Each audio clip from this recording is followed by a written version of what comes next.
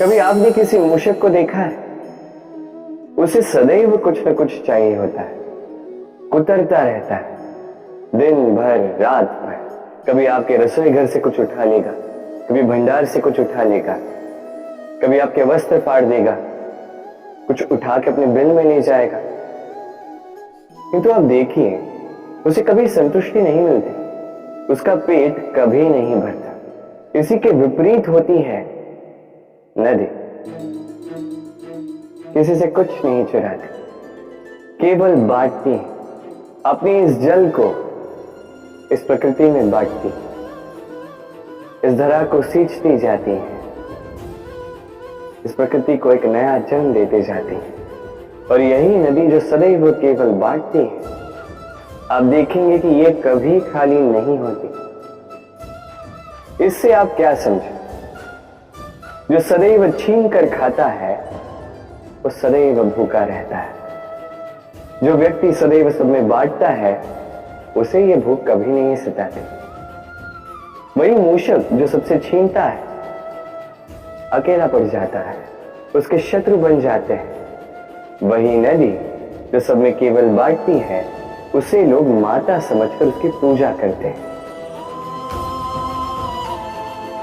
इसलिए छीनने में नहीं, बांटने में विश्वास रखें। भाग्य, कितना सुंदर शब्द है ये भाग्य। किंतु जितना सुंदर है उतना ही रहस्यमय भी है। कब क्या हो जाए कोई नहीं जानता। लोग कहते हैं कि भाग्य में जो लिखा है उससे अधिक कुछ नहीं मिलता, उससे कम भी कुछ नहीं मिलता।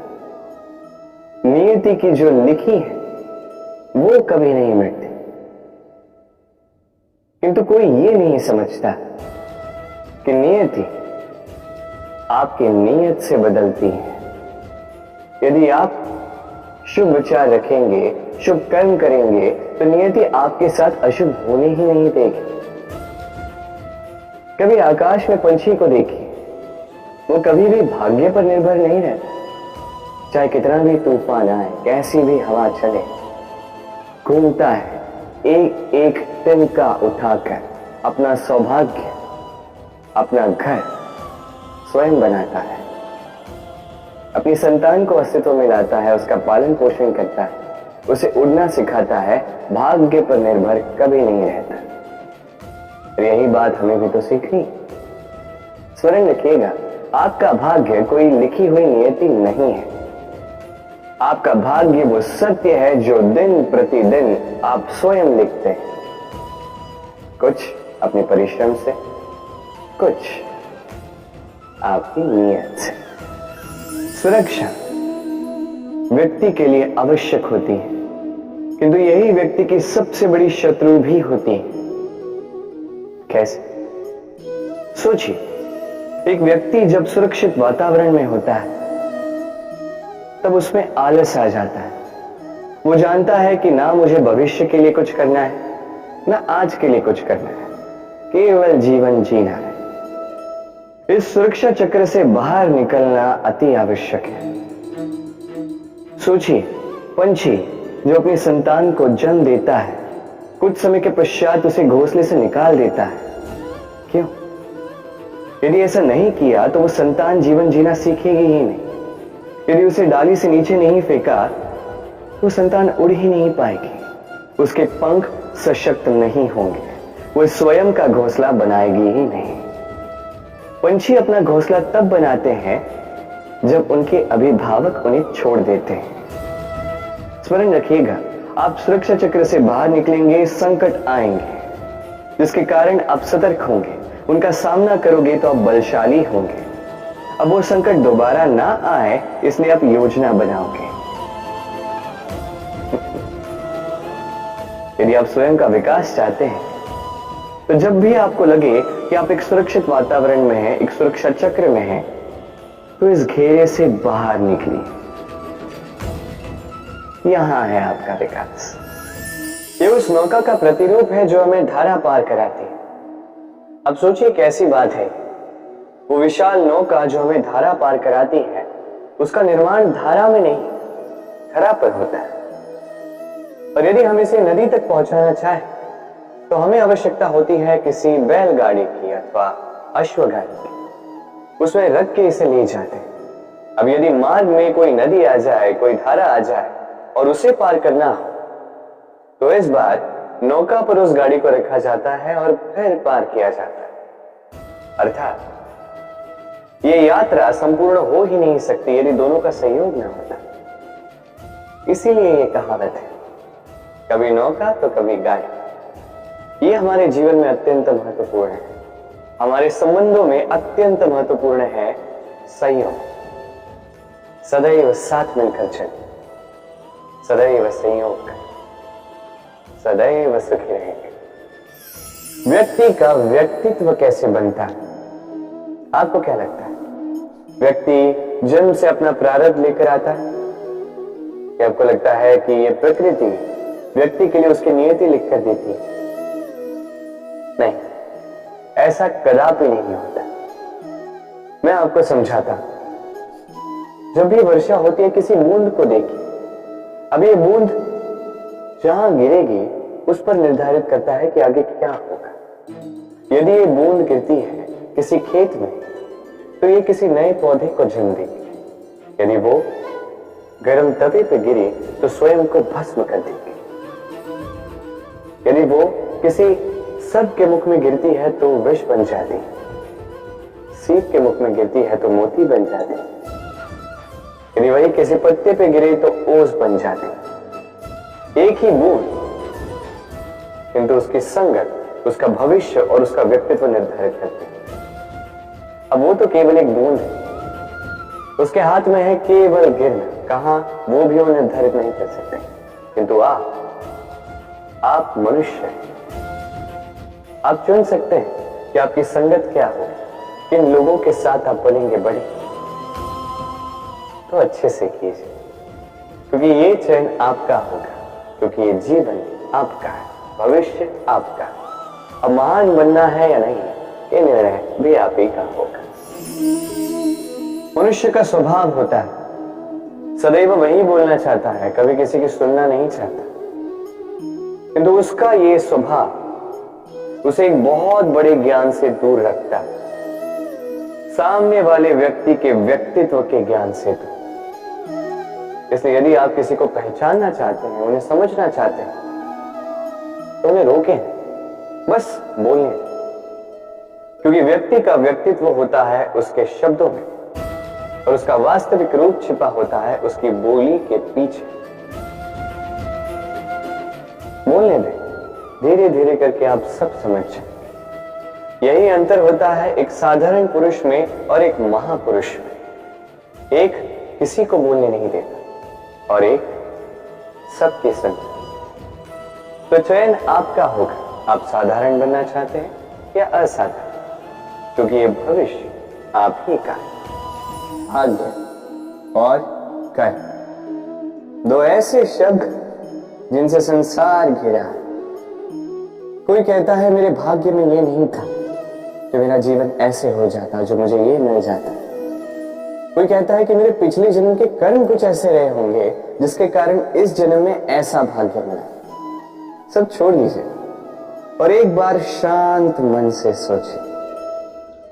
आप जानेंगे कि भाग्य और कर्म दोनों इसी जन्म के हैं। अंतर बस इतना है। बात की जाए भाग्य की, तो इस भाग्य से आप जितनी आशा करोगे उतनी ही निराशा पाओगे, क्योंकि ये आशा आपको कर्म करने से रोकती है। यदि बात की जाए कर्मों की, तो अपने कर्मों पर जितना विश्वास रखोगे उतना ही सफलता को अपने पास पाओगे। एक बात स्मरण रखिए, भाग्य आपके कर्म निश्चित नहीं करता, किंतु आपके कर्म ये आपका भाग्य अवश्य निश्चित करते हैं। वर्षा ऋतु आरंभ होते ही पक्षियों के खेलों में संताप मच जाता है, और ऐसा हो भी क्यों नहीं। घोंसले टूटने लगते हैं, वृक्ष गिरने लगते हैं। हर एक पक्षी अपने बचाव के लिए एक नए स्थान की, एक छाप की, एक छत की खोज में रहता है। बस एक पक्षी है जो ये सब नहीं करता। उसे ना इन सारी समस्याओं की चिंता होती है, ना ही आवश्यकता होती। और वो पक्षी है वाह, वो इन सारी छोटी समस्याओं से बहुत ऊपर उड़ता है, मेघों से भी ऊंचा। इसलिए ये सारी छोटी समस्याएं जो आपके जीवन में आती है, इससे स्वयं को घिरने ना दें, अपनी सोच को ऊंची बना के रखें। आपकी ये समस्या अपने आप नीचे आ जाएगी। है ये धैर्य क्या है? कोई गुण, कोई भाव, कोई सोच? मेरे लिए ये धैर्य एक सवारी। आप सोच रहे होंगे कि ये कैसी सवारी? सवारी तो अश्व की हो सकती है, हाथी की हो सकती है, ऊंट की हो सकती है। धैर्य की सवारी क्या होती? चलो आपको एक बात बता देता हूं। इस संसार में ऐसी कोई सवारी नहीं है जिसने कभी अपने सवार को गिराया ना। चाहे वो ऊंट हो, चाहे हाथी, चाहे अश्व, कभी चलते चलते डगमगा ही जाते हैं। फिर वो सवार पहले गिरता है किसी के घुटनों में, फिर गिरता है स्वयं की दृष्टि। किंतु धैर्य की सवारी ये कभी किसी को नहीं गिराती, कभी नहीं। ना वो सवार किसी के घुटनों में गिरता है, ना ही स्वयं की दृष्टि। क्योंकि धैर्य आपको विवेक देता है, विवेक आपको योजना देता है, और योजना देती है आपको शक्ति अपने लक्ष्य को पाने। समझे? धैर्य साथ अपने आप को और धैर्यशील बनाए। इस धैर्य की सवारी कीजिए और फिर बस देखिए कैसे ये सवारी आपको आपके गंतव्य तक ले जाती है। पुस्तिका से हम क्या कुछ नहीं सीखते। ज्ञान हो, विज्ञान हो, इतिहास हो, सब सीखते हैं। कहते हैं एक अच्छी पुस्तिका, एक अच्छा ग्रंथ प्राप्त हो जाए तो वो सहस्त्र मित्रों के समान है। किंतु यदि एक अच्छा मित्र मिल जाए तो वो समस्त ग्रंथालय के समान होता है। वो आपको कर्म का ज्ञान देता है, सफलता का विज्ञान समझाता है, वो आपको इतिहास में अमर कर देता है। इतना ही नहीं, वो केवल आपको मार्ग दिखाता नहीं, अपने साथ लेकर उस मार्ग पर चलता भी है। इसलिए यदि जीवन में आपको कोई अच्छा मित्र मिल जाए तो उसे सहेज कर रखें, उसे संभाल कर रखें, जीवन संभल जाएगा। प्रतीक्षा, प्रयास, दोनों जीवन के अभिन्न अंग। देखा जाए तो हम सदैव किसी न किसी की प्रतीक्षा कर रहे होते हैं, चाहे व्यक्ति हो, चाहे कोई क्षण हो, चाहे कोई भावना, कुछ भी हो सकता है। और देखा जाए तो सदैव कोई ना कोई प्रयास भी कर रहे होते हैं। जैसे सफलता के आने की प्रतीक्षा, असफलता ना आए इसके लिए प्रयास, सुख आने की प्रतीक्षा, दुख ना आए इसके लिए प्रयास। अब प्रतीक्षा और प्रयास का एक अत्यंत घनिष्ठ संबंध है, और वो ये कि प्रतीक्षा करने वालों को उतना ही मिलता है जो प्रयास करने वाले पीछे छोड़ जाते हैं। तो प्रतीक्षा नहीं, प्रयास कीजिए, क्योंकि प्रयास में ही सुख की आस है। सूर्य का ताप कितना प्रखर होता है, सारी वनस्पतियों को सुखा देता है। तालाब हो, सरोवर हो, नदियां हो, सभी सूख जाते हैं। किंतु कभी आपने सुना है सूर्य के ताप से समुद्र सूख गए? ऐसा कभी नहीं होता। और यही छिपी है एक अमूल्य जीवन की सीख।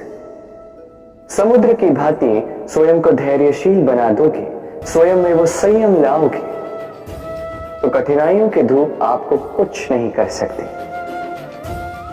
आपसे वो भाप निकलकर एक मेघ बन जाएगा जो जाके सूरज को ढक देगा,